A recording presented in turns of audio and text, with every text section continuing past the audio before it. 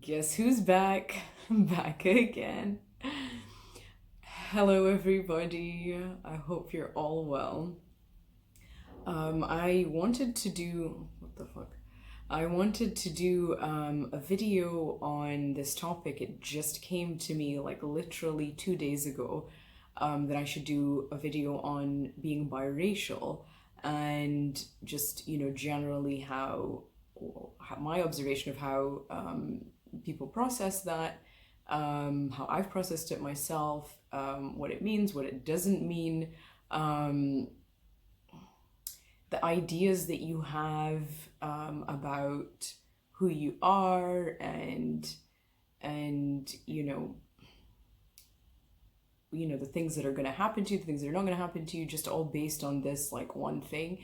And so yeah, it just came to me the other day. I was reminded of someone I used to know who was half Singaporean and half white English, and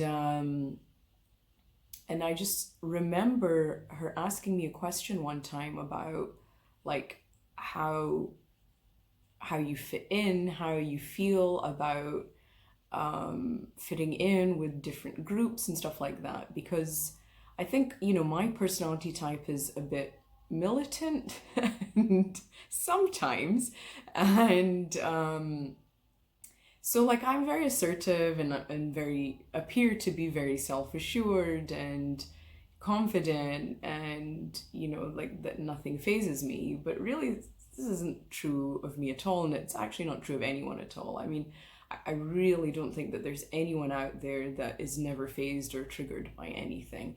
And so in this regard, with this particular topic, when it comes to being biracial, the first thing like to discuss is how you feel growing up. And usually when you're growing up, in your own immediate family, whoever looks after you in your own immediate family doesn't look like you. That's the first thing. So, what they've gone ahead and done is they've made this third thing, like this. You'll have some kind of resemblance, of course. Like people say, oh, you really look like your dad, or you really take after your mom, but you don't look exactly like them. You're not the same color. You don't have the same hair type. You don't have the same general features. You'll have some similarities, of course, but you really can't put your two selves or three selves together and say, yes, I look exactly like them, because you don't. So that's like the first thing coming up. And so growing up, if you weren't fortunate enough to grow up in a community where there are lots of people who are like biracial or mixed ethnicity, or that kind of combination, then the first things first, it's really hard to know who you are, because you don't see yourself, you don't like physically see yourself in other people. And a lot of times, like in that situation, people will grow up and imagine that they'll one day meet somebody who looks exactly like them, and that means that they're going to be the best of friends, or they're going to be lovers, or whatever it is. Like, you really hit it off just based on like what you look like. And honestly, guys, it's kind of low-key racist. I mean, obviously you're not racist, but just it's looking externally for self-knowledge, and self-knowledge only comes from looking inward, and your genetic combination has absolutely nothing to do with that. Just because you look different, and just because oftentimes you're going to be approached differently. I mean, the first question I always get from people is, oh, where are you from? And my response to that these days is to just make something up on the spot, because I am sick to death of answering that question. It, to me, is the least important question that you can ask me. Like, what the fuck does it mean where I say I'm from, or where I say my parents are from, or where I say I was born, or where I say I live? Like, what the fuck difference does that make? It doesn't give you any idea of who I am because it means nothing. It's utterly meaningless. It's like asking somebody what color hair they have if you haven't seen them. Let's say you're talking to them online. It makes no difference. Like, what the fuck's difference does that make to who a person is? And so that's really the first thing, you know, that is sort of hard to process when you're growing up, because you don't really have anybody to explain this to you. Like when you're growing up, it really seems important to have like a collective identity, you know. So I mean, what do teenagers do when they're teenagers? They form groups, like based on their interests or based on their beliefs or based on their feelings. So, you know, if you're really into your feelings, like when I was coming up, then you would have been an emo, you know. The Black Parade lives on. And I wasn't a teenager when the Black Parade came out. I was well into my 20s. But I really identified with that, with My Chemical Romance. You know, so that's what teenagers do. They form collective groups because that's how you begin to discover who you are, by forming like or belonging to a collective identity.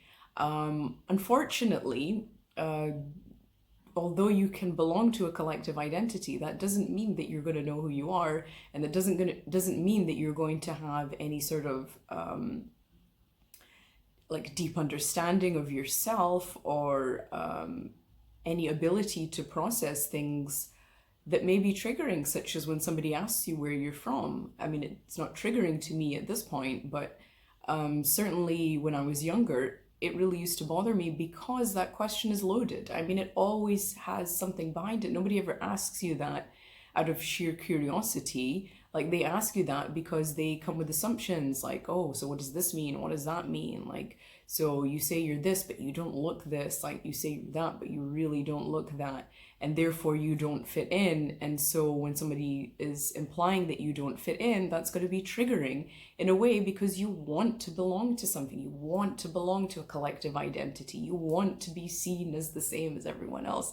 And unfortunately for you, you are not the same as everyone else. You physically aren't. You're the physical embodiment of not being exactly the same as everyone else. However, here's the good news. Nobody in a collective identity is the same as the next person. It's an illusion. It is totally illusory that if you meet with a group of people and you have the same beliefs, or you meet with a group of people and you have the same interests, or you meet with a group of people and you look exactly the fucking same, or, you know, whatever it is that binds your collective identity together, that does not mean that you're all the same on the inside. It doesn't mean that you have the same values. It doesn't mean that you have the same core beliefs. It doesn't mean that you have the same passions, the same pursuits, the same degree of ambition, the same degree of empathy, the same levels of interest for all of the myriad topics and issues that make up the world that we live in. It really means fucking nothing. And so this collective identity is just a complete and utter illusion. And in my humble opinion, the sooner you shatter this belief, the better. Because if you continue to believe that one day you're going to find a group of people that, you know, that is exactly like you, it's never going to happen. Like, you're going to find people who you gel with, of course. You're going to find people who meet a great percentage of the interests that you're into, the values that you hold, the beliefs that you hold. Yes, you're going to find that, but you're never going to find somebody who is exactly like you. It just isn't going to happen, because we're all brought up really differently, even though we think that we're brought up similarly. Like, every house is different, and therefore everybody is really truly different. You have many differences. And I think, you know, what collective identities do is that they try to bridge these gaps on the most superficial level. And at the end of the day, like, you're still going to be left feeling the same way. You're still going to be left feeling like I don't really feel like I fit in here, but I wish that I would find somewhere where I do actually fit in. And to me, the best way to handle these emotions is, or to handle like that particular line of thought, is to go in deeper, is to ask yourself, like, who am I really? What do I really gel with? Like, how do I like to present myself to the world? How do I feel on the inside? Does how I feel on the inside match how I present myself to the world? Does how I feel on the inside match the job that I do? Does how I feel on the inside match what I say are my beliefs? Does how I feel on the inside match the things that I've created? Like, what have I created? The home I've made, the place that I live in, the family that I have, the family that I've made, the family that I don't have but seek to have in the future. Like, you always have to like check in with yourself. And then that's how you're going to really bridge the gap between all of these differences. Because the truth is, like, there's nothing that we can ever do about the fact that there are so many differences between all of us. Yes, we are all one love, and yes, at the source of it, we're all the same, but we're human, and to be human is to be different, and in many ways, in more ways than one, and not just in like the reductive way that a collective identity will have you believe.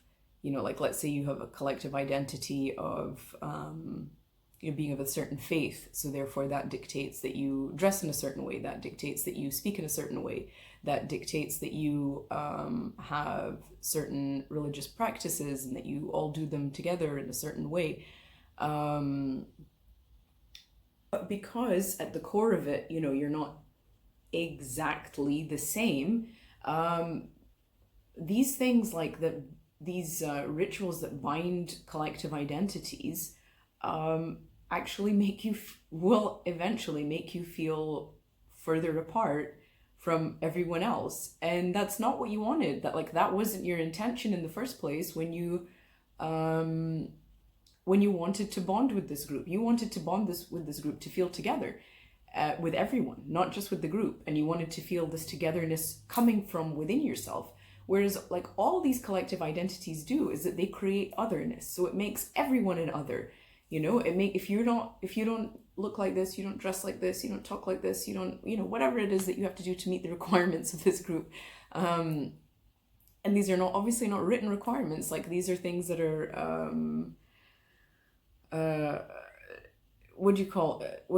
is it tacit, implicit? One of those words is correct. It's not something that's written, but it's just like understood that this is our collective, identity. And all this does is it seeks to create otherness, and it's going to make you feel more alone, and it's going to make you, it's going to pull you further away from what your original goal was when you set out to find, a group that mirrors you. And that was to find, to find your own reflection by yourself. And so of course the only way to do that is to take a good long hard look in the mirror, look at yourself, explore your shadow aspects, love yourself, forgive yourself, do your inner work, examine where you're triggered and why you're triggered by those things. Because at the end of the day, like, if you're constantly being triggered by things that have something to do with being biracial or not feeling that you fit into a collective, then that's something that's never going to be resolved by external means. It's only ever going to be resolved internally if you go inwards. And the same day that this idea of making this video came to me, I had to go to the post office to run an errand, and so I walk in there, and I mean, I don't want to like go off on one right now, but listen, the woman that was working at the post office that day was just off. She was off, and she took one look at me and she just decided to be off. And I have to say that I do experience this frequently where I live, because I don't look like what people from here look like, okay? And that's not my fault, because like, how can it be? And it's not necessarily their fault, because they know not everyone is like that, but the people who are like that really only know what they know, and they are like that because they come from smaller groups, and their consciousness has not been expanded. Let's put it that way.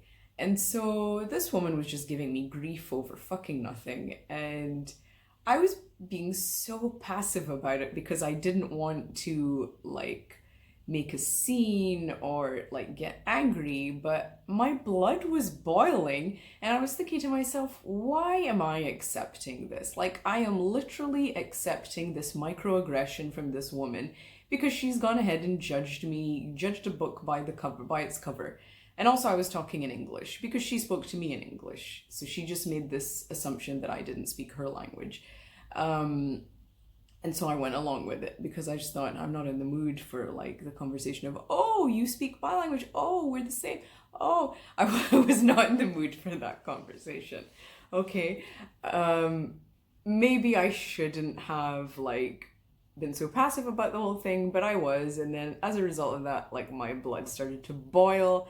And then so that's when I started talking to her in her language, and then that's when I started to notice that the tone had changed and she started to be more respectful. And I just thought, this is fucking ridiculous, like to have to deal with this in the year 2020, where like if you don't look and sound exactly the same as the person that you're dealing with, then you're gonna get treated differently. It's stupid, and there's no place for this in this decade. And I realized, there and then that letting these things happen, like acting as though it doesn't matter, is not going to change anything. Like you really have to, obviously not make a scene, not kick up a stink or anything like that, but you can't let a microaggression slip. Like if you think that you can't be bothered with dealing with a microaggression, yeah, you're right, you can't be, your feelings are correct. It's true, of course you can't be bothered to deal with it because it's annoying and it's stupid. But if you let it slip, like they're just going to feel more empowered in their otherness, and they're going to believe even more that they're right to treat people who don't look and sound like them differently. And that's fucking bullshit, and there's no place for that in 2020. That needs to go out with everything else that's been left behind in the past. It's fucking bullshit. And the thing with microaggressions is that it's not overt racism. And that's the thing that happens when you grow up biracial. What you experience is not overt racism. You don't get like, pulled over for being the wrong color, you know what I mean, for, no reason other than the fact that you're different color. You don't experience that when you're biracial, but what you do experience are microaggressions, and microaggressions are subtleties. Like, yes, they are founded in racism or otherness, if you want to make a distinction between the two. But they are what they are, and they're true, and they happen, and you can't ignore them just because they're not so in your face, just because they're not so aggravating, just because they're not so blatantly racist. Ignoring them just enforces to the other person who's doing this that they have a right to do that, and they certainly do not. Everybody has to afford everyone else an acceptable level of respect, an acceptable level of politeness, an acceptable level of an exchange of formalities. Hello, how are you? Good afternoon, good day to you. A pleasure to meet you. You know what I mean? Like, whether you want to or not, you just have to fucking do it, because that's how we get on. We don't get on when there's otherness, when we approach other people from a position of like, suspicion and defensiveness, and like, who are they and what are their intentions? And that goes for every single fucking interaction that you have in this life. And so, yeah, that really annoyed me that day, and literally my blood was boiling, and I just thought, it's not my fault that this happened. Also not this silly woman's fault that this happened, because, she's ignorant, and what can you do about that? But what I did realize was that as soon as I realized that it was happening, I do speak another language, so I should have spoken in the other language, and that would have shut that shit down immediately. But I just sort of felt, I think it was egoic, and it was an egoic interaction. I just sort of felt like, no, I'm going to see this through. I'm just going to carry on with this bullshit interaction and see how far it goes. And eventually, like, I was just so annoyed I couldn't even anymore. And so Yeah, it that was definitely a trigger for me, and so this is a byproduct of being biracial. Like you're gonna experience, unfortunately, microaggressions both ways. You're gonna experience them from this side, and you're gonna experience them from that fucking side, and there's not an awful lot you can do about it. Like except acknowledge that it's happening. You know, you point out.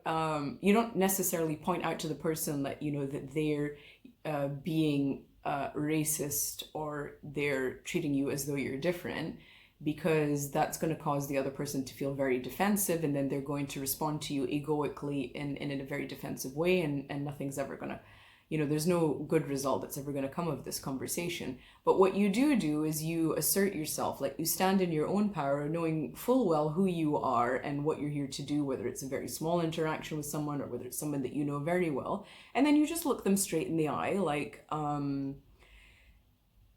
in your full power. And what that means, like it does translate to them, like without even having to use any words, it translates to them that I am not here to listen to your fucking bullshit. Like I am done with this fucking shit and I'm not going to deal with it anymore.